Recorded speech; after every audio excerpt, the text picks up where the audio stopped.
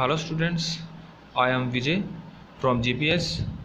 Recently I was delivered to all of my students the explanation of this chapter, A Truly Beautiful Mind, which is taken from your Bihai book, chapter number 4th.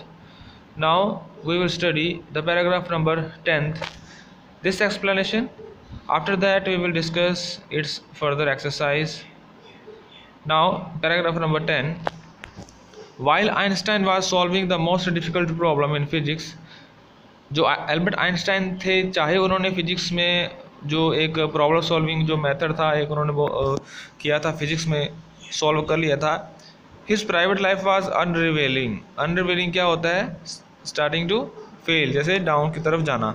तो उनकी जो private life थी वो उनका वो उसमें क्या वो खुश नहीं थे, वो डेली डाउन डाउन जा रही थी.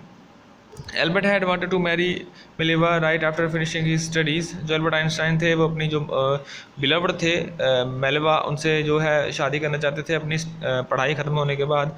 But his mother was against it. But उनके जो मम्मा थे वो अगेंस्ट थे इसके कि वो शादी उनसे नहीं करवाना चाहती थी, लड़की की जो मम्मा थी. She thoughts Mileva who was 3 years older than her son was too old for him.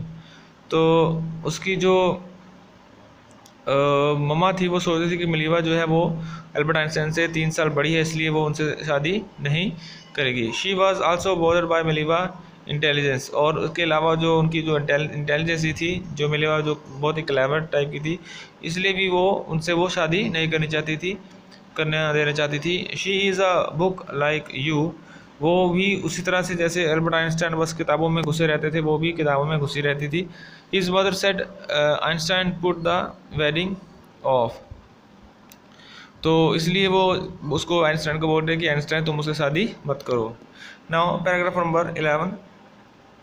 The pair finally married in January 93 and had 2 sons. But finally होता क्या है, उनकी जो जनवरी में शादी हो जाती है दोनों की, और उनके 2 बच्चे होते हैं. But A few years later the marriage flattered.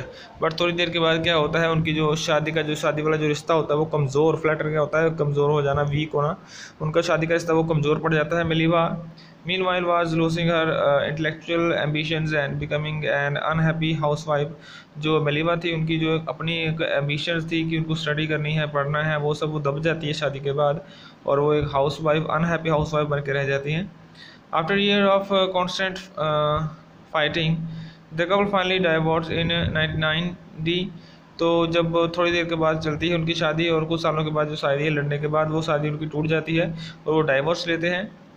Einstein married his cousin Elsa the same year. तो जो आइंस्टाइन है वो अपनी कज़न जो होती है एल्सा, सिस्टर जो उनके जो क्रिश्चियन है उसमें ये सब चलता है यूरोप में ये सब, तो वो एल्सा से शादी कर लेते हैं उसी साल.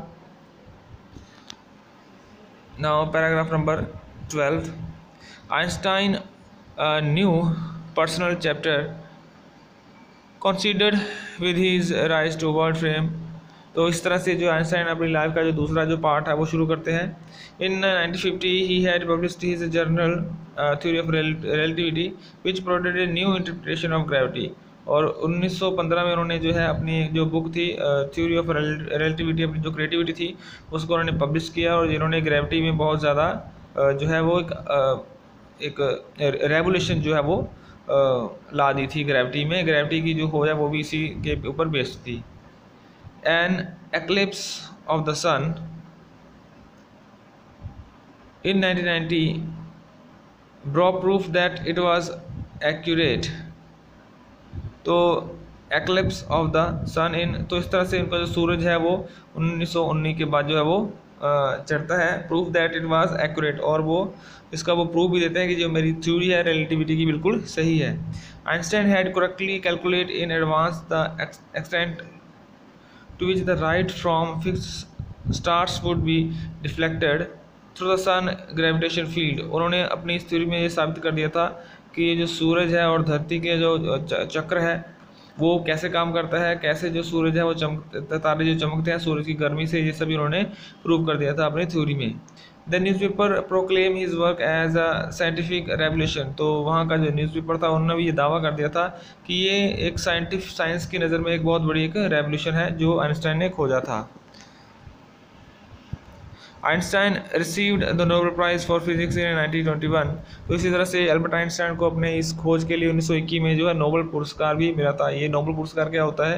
ये बहुत बड़ा एक अवार्ड होता है जो साइंटिस्ट को दिया जाता है उनकी स्टडी के ऊपर, उनकी इन्वेंशन के ऊपर। He was showered with honors and invitation from all over the world and lauded by the press। और इस तरह से क्या हुआ कि जो एल्बर्ट आइंस्टाइन थे उनके जो है मान सम्मान में बहुत ज़्यादा बढ़ोतरी हो गई। उनको जगह जगह से इनविटेशन आने लगे पूरी दुनिया से। एंड वो जो है वो क्या सुबह शाम वो प्रेस से न्यूज़ रिपोर्टर के सामने वो जो है वो उनके पीछे घूमते रहते थे। When the Nazis come to power in Germany in 1933, तब जब जो वर्ल्ड वार हुआ था तो जब नाजी जर्मनी में आए 1933 में, तो फिर क्या हुआ?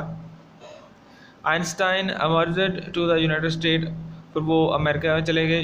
5 years later, 5 साल बाद, the discovery of nuclear fissions in Berlin had America physicists in an uproar। तो तब क्या हो गया? फिर न्यूक्लियर जो वेपन्स है उनकी जो खोज है उनके ऊपर बहुत ज़्यादा अमेरिका की जो दौड़ शुरू हो गई थी। सभी देश न्यूक्लियर वेपन की तरफ बढ़ गए थे। Many of them had fled from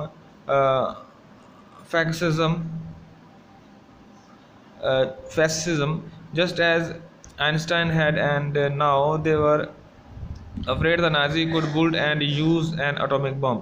और इसी तरह से उनको डर भी था, एक फैसिज्म भी था कि डर भी था कि अगर नाजी जो है उनके पास जो एटम बम आ गया तो वो जो है उसका वो गलत इस्तेमाल कर सकते हैं, कि कहीं भी उसको यूज़ कर सकते हैं। तो ये सब आइंस्टाइन को ये सब बिल्कुल पसंद नहीं था। वो जो है वो वायलेंस के अगेंस्ट थे। तो फिर क्या होता है? At the urging of a colleagues, Einstein wrote a letter to the American President Franklin D. Roosevelt।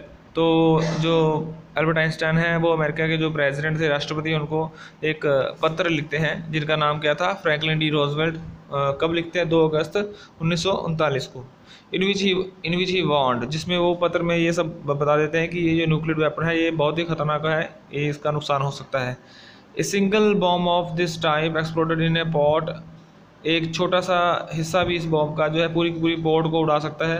Port क्या होती है? जहाँ पर बंदरगाह वगैरह होती है, जैसे बहुत सारे जहाज वगैरह होते हैं, एक हिस्सा उसको हम पोर्ट बोल सकते हैं। Might very well destroyed the whole port together with some of the surrounding territory.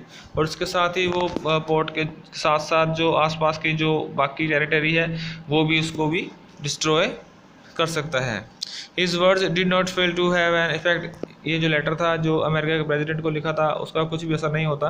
The Americans developed the atomic bomb in a secret project of their own and dropped it on the Japanese cities of Hiroshima and Nagasaki in August 1945। जो America था वो भी secretly अपने जो project के ऊपर काम कर रहा था न्यूक्लियर वेपन के ऊपर, और जो उन्होंने 1945 में, अगस्त 1945 में ये हिरोशिमा और नागासाकी के ऊपर ये बॉम्ब जो है वो गिरा दिया था। Einstein was deeply shaken by the extent of the destruction. जो आइंस्टाइन थे, आइंस्टाइन के मन के ऊपर इस बर्बादी का बहुत ज़्यादा असर हुआ। This time he wrote a public message to the United Nation. तो अभी फिर से क्या हुआ? उन्होंने यूनाइटेड नेशन के बारे में लिखा उनको।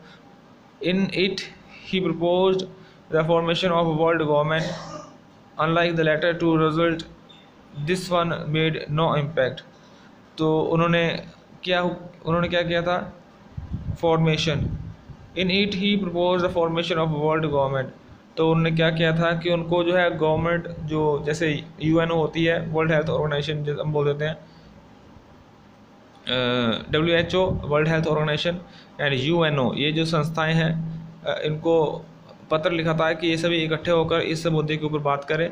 But over the next decade, but कुछ सालों के तक Einstein got इवर more involve in politics. जो आइंस्टाइन है बहुत ज़्यादा वो पॉलिटिक्स में वो इन्वॉल्वमेंट उनकी हो चुकी थी। agitating for an end to the arms build-up and using his popularity to campaign for peace and democracy। और उन्होंने अपनी जो बाकी जो लाइफ है वो डेमोक्रेसी में, लोकतंत्र में शांति स्थापित करने के लिए आगे की लाइफ जो एस्टेब्लिश कर दी थी। When Einstein died in 1955 at the age of 76, जब आइंस्टाइन 1955 में जब 76 ईयर के हुए तब उनकी डेथ हो गई थी। He was celebrated as a visionary and world citizen and much as scientific genius।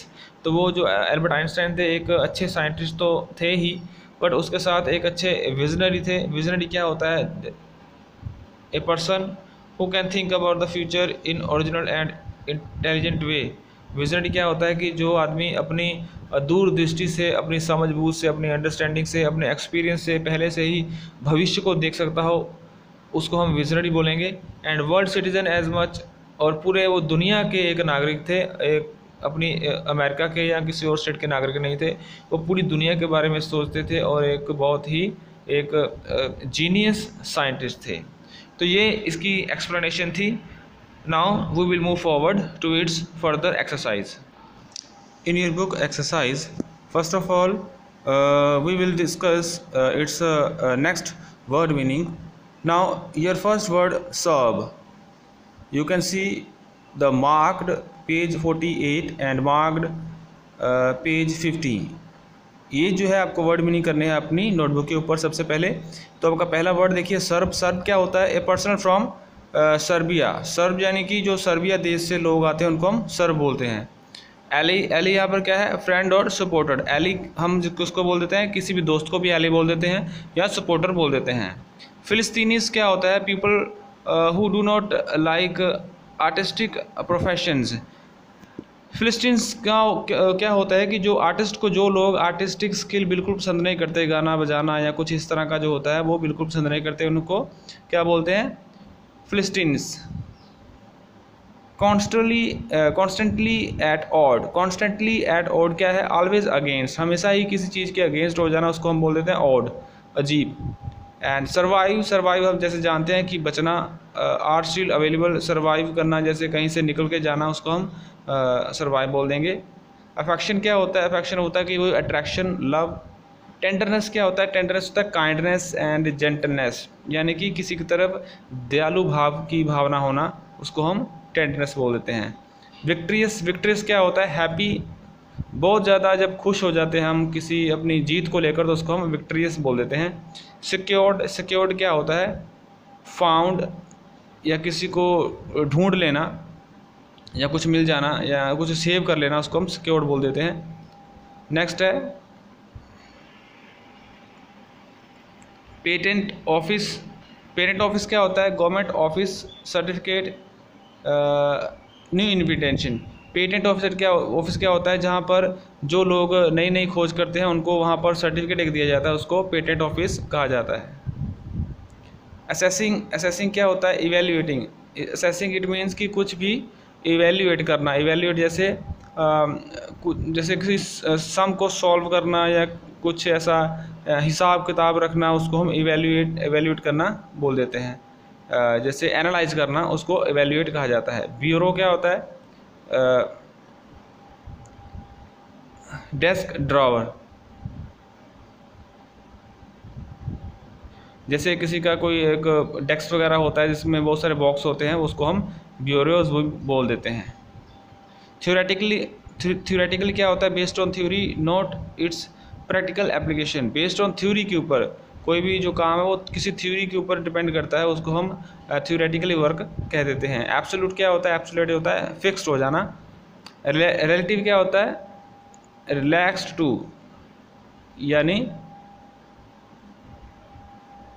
किसी रिलेटिव का एक मीनिंग होता है कि कोई जैसे हमारा कोई रिश्तेदार होता है उसको भी रिलेटिव बोल देते हैं, बट यहाँ पर जो रिलेटिव है वो क्या लिखा हुआ है? Relaxed to.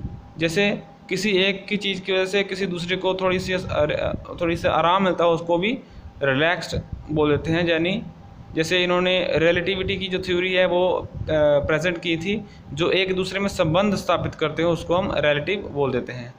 रिलेटिविटी क्या होती है? State of being relative. वही है कि रिलेटिविटी इस तरह के हालात जिसमें दोनों आपस में एक दूसरे में संबंध स्थापित करते हों, उनको हम रिलेटिविटी बोल देते हैं। Next part, page 50, word meaning. Urging क्या होता है? अर्जिंग होता है परसुएशंस करना। अर्जिंग यानी किसी को रिक्वेस्ट करना। टेरिटरी क्या होता है? एरिया, जगह, हमारी प्रॉपर्टी वगैरह, वो उसको हम टेरिटरी बोलते हैं। शेकन क्या होता है? शॉक्ड, एकदम से डर जाना, शॉक हो जाना। एक्सटेंट यहाँ पर आएगा लार्जनेस, यानी किसी चीज़ को बढ़ा देना, उसको हम एक्सटेंट बोल देते हैं। पब्लिक मैसिव क्या होता है? ओपन लेटर, जब किसी को ओपनली कहा जाता है कुछ, उसको हम पब्लिक मैसिव बोल देते हैं। ओपनली जैसे हम जो नेता लोग होते हैं वो बड़े बड़े स्टेज के ऊपर बोलते हैं, उसको भी पब्लिक मैसिव बोल देते हैं। इम्पैक्ट क्या होता है? इम्पैक्ट होता है इफेक्ट, किसी के ऊपर कोई प्रभाव पड़ना।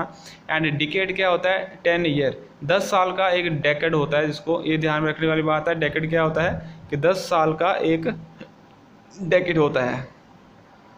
एजिटेटिंग क्या होता है? कंपेनिंग, यानी कि एक कंपटीशन की भावना से विरोधियों का सामना करना, उसको भी हम क्या बोल देते हैं? एजिटेटिंग बोल देते हैं। बुल्ड अप क्या होता है? Increasing over the, built up यानी किसी चीज़ को बढ़ावा देना या किसी वस्तु को और ज़्यादा बढ़ाना। विजनरी क्या होता है? Person who can not think about the who can think about the future. Visionary वो आदमी होता है जो पहले से ही फ्यूचर को देख सकता है अपने एक्सपीरियंस के बेस्ड के ऊपर। तो ये इसके वर्ड मीनिंग थे। Now we will move forward to its further exercise and important question answer. Here your first question, why did Einstein write a letter to Franklin Roosevelt? जो एल्बर्ट आइंस्टाइन थे, उन्होंने जो अमेरिका के राष्ट्रपति थे Franklin Roosevelt, उनको पत्र क्यों लिखा था? आंसर में देखिए, when the Nazi come to power in Germany, जब जर्मनी में नाजी आते हैं, जैसे कि मैंने आपको एक्सरसाइज में पहले ही बता दिया है। आइंस्टाइन अमर्ज टू यूएसए, वो आइंस्टाइन जो है वो यूनाइटेड स्टेट चले जाते हैं, अमेरिका चले जाते हैं, वहाँ माइग्रेट हो जाते हैं। The American physicists were in an uproar because of the discovery of nuclear fission is in Berlin. तो वो जो अमेरिकन जो साइंटिस्ट थे, फिजिसिस्ट थे, वो बहुत ज़्यादा एक चिंता में थे, क्योंकि बर्लिन में जो है वो न्यूक्लियर वेपन के ऊपर वो पहले से ही वो जो है वो रिसर्च चल रही थी।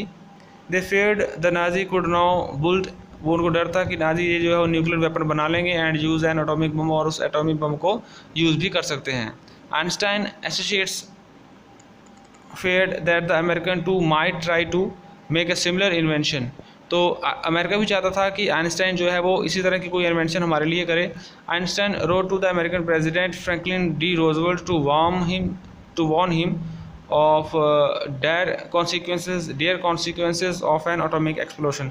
तो अल्बर्ट आइंस्टाइन थे, उन्होंने फ्रैंकलिन रोजवेल्ट को एक लेटर लिखा था जिसमें उन्होंने इसके जो डिसएडवांटेज हैं एटॉमिक न्यूक्लियर वेपन के, वो उसमें बताया हुआ था। Next question number 7, why does the world remember Einstein as a world citizen? तो जो एल्बर्ट आइंस्टाइन हैं उनको पूरी दुनिया का नागरिक क्यों कहा गया है? Einstein is remember as a world citizen, उनको जो है पूरी दुनिया का नागरिक कहा गया, क्यों? Because of his geographical and scientific contribution, क्योंकि उन्होंने जो है एक ग्रेविटी है और रिलेटिविटी की जो थ्योरीज़ हैं और बहुत सारी ऐसी इन्वेंशन की हैं जो जियोग्राफिकली बहुत ज़्यादा जो है वो इम्पैक्ट डालती हैं। जियोग्राफिकली क्या होता है कि पहाड़ों, जंगलों वगैरह और यूनिवर्स वगैरह, ये सब उन्होंने बहुत ज़्यादा जो है वो उसके ऊपर स्टडी की है। एंड साइंटिफिक कंट्रीब्यूशन, और साइंस में भी उन्होंने जो थ्योरी वगैरह दी है, थ्योरी ऑफ रिलेटिविटी, जो ग्रेविटी से भी थोड़ी सी रिलेट करती है, तो उसमें भी उन्होंने बहुत अच्छा अपना योगदान दिया है, जो पूरी दुनिया के लिए फ़ायदे वाली बात है। His theories of relativity changes the perspective through which scientists saw the universe earlier. तो उनकी जो थ्योरी ऑफ रिलेटिविटी थी, जो दूरी और टाइम के बारे में बताती थी, उन्होंने क्या, उस थ्योरी ने क्या कर दिया, यूनिवर्स क्या होता है, जो ब्रह्मांड होता है, ब्रह्मांड के जितने भी जो क्वेश्चन थे वो सारे उनको सॉल्व कर दिया था, कि यूनिवर्स कैसे काम करता है, दूरी कैसे होता है, ये सब उन्होंने डिस्कवर किया था। ही also worked toward world peace and nuclear disagreement. तो इसके साथ ही वो जो है वो हमेशा ही शांति को लेकर वो ज़्यादा मोटिवेट करते थे, शांति को लेकर वो शांति को एडवोकेट करते थे और शांति को प्रमोट करते थे, और न्यूक्लियर वेपन में लड़ाई का, वार का वो हमेशा ही क्या करते थे, डिसएग्रीमेंट करते थे, वो उनको पसंद नहीं था। क्यों? क्योंकि उसके बहुत ज़्यादा नुकसान होता है। नाउ क्वेश्चन नंबर 8 देखिए, here are some fact that Einstein life arrange them in chronicle order. यहाँ पर कुछ बातें लिखी हुई हैं आइंस्टाइन के बारे में, तो इनको हमें क्या करना है, एक प्रॉपर अरेंज ऑर्डर में लगाना है। तो इसका जो आंसर है मैंने नीचे दे रखा है, ये सारे जो है उसको हमने प्रॉपर लाइफ कैसे स्टार्ट हुई, कहाँ से जन्म हुआ, मैरिज कहाँ हुई, इस तरह से उसको एक प्रॉपर लाइन में मैंने लगा रखा है। तो ये भी आपको अपनी नोटबुक के ऊपर करना है। लास्ट में देखिए, here are some sentence from the story. Choose the word from the bracket with can be substitution for the italic word in the sentence। यहाँ पर देखिए जितने भी सेंटेंस दिए गए हैं इसमें एक वर्ड लिखा हुआ है, जैसे फ्लैटर लिखा हुआ है फॉर एग्जांपल। पहले देखिए फ्लैटर लिखा हुआ है, ये स्टाइल है ऐसे लेटर को लिखने का, वर्ड को लिखने का, इटैलिक स्टाइल है। तो ऐसे जितने भी वर्ड हैं जो इटैलिक स्टाइल में लिखे हुए हैं उनका हमें सिमिलर वर्ड ढूंढना है जो पूरे सेंटेंस के आगे ब्रैकेट में दिए हुए हैं। जैसे फर्स्ट सेंटेंस देखिए, एक सेंटेंस के हम थोड़ा सा एग्जांपल ले लेते हैं। A few years later the marriage faltered. थोड़ी ही देर के बाद, थोड़े सालों के बाद उनकी जो मैरिज है वो क्या होने लगी, गड़बड़ाने लगी। तो उससे क्या हुआ, तो ब्रैकेट में वर्ड दिए हुए हैं, फेल्ड, ब्रोक, बिकम, वीक, ये सारे सिमिलर वर्ड हैं फ्लैटेड के। तो इसमें से हमें एक वर्ड उठाकर फ्लैटर की जगह पर भरना है। जैसे फ्लैटर की जगह क्या आएगा, फेल्ड, ठीक है। तो इसी तरह से सिमिलर वर्ड जो है वो उनके आंसर जो मैंने नीचे दिए हुए हैं। तो एक्सरसाइज में से हम बस इतना ही करेंगे और यही आपका आज का होमवर्क है और यही आपने अपनी नोटबुक के ऊपर अपने फाइनल एग्ज़ाम के लिए नीट एंड क्लीन लिख लेना है और इसको लर्न कर लेना है। So we will meet in your next lecture. Till then, take care. God bless you.